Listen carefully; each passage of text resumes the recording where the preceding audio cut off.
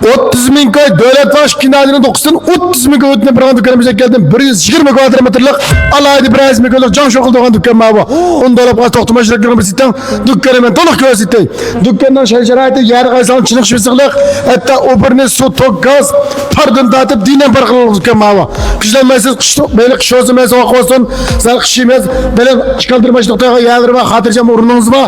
Mana dükkandan suxasini tatib, birinchi qavatdan 120 ming dükkanninki, ikkinchi qavatdan anda can şokul chiqarib qo'ygan avvalda bor. Yana qolgan sharoit imtihon yaxshi dükkanni ishkalni ko'rsatay. Mana bu dükkanning oldi ma'rasi ko'pchilik. Malda qayoqqa borsangiz shundan kanchilik men qasam fita yemek içmek. Ucu buca mırma devlet aşkına işine koçini yuva.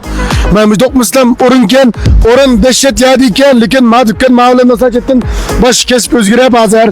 Ma dükkanı pakiz uçturadır ama görelim abi şansına.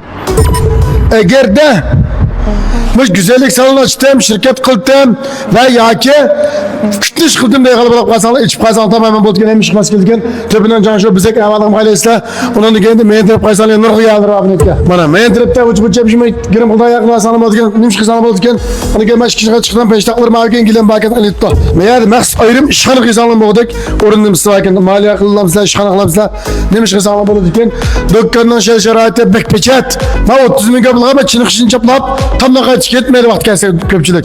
Şuna bir azam dükkansan bu telefonla qasala 30 ming kapılgama dükkan kapalı diken ikisini atılıp bunu bir vasıta etme. Eğer ihtiyacın varsa ciddi paylıp qasala oldu. Hakikaten mağlup dükkan ken. Alaqlı sılıp numara 186 99 86 18 44 186 99 86 18 44 dükkandan şeraite intihar yaxşı Qashqar shahrimizning davomli dükkanimizni qilib qasala mana dükkanimda fışırıp turuyordum endi o'ylab baqala bir jan shoq qasal nurg'on dükkan jan shoq qilsizlar. Unda olib qasa Kings'dan görüştük xeyir xoş.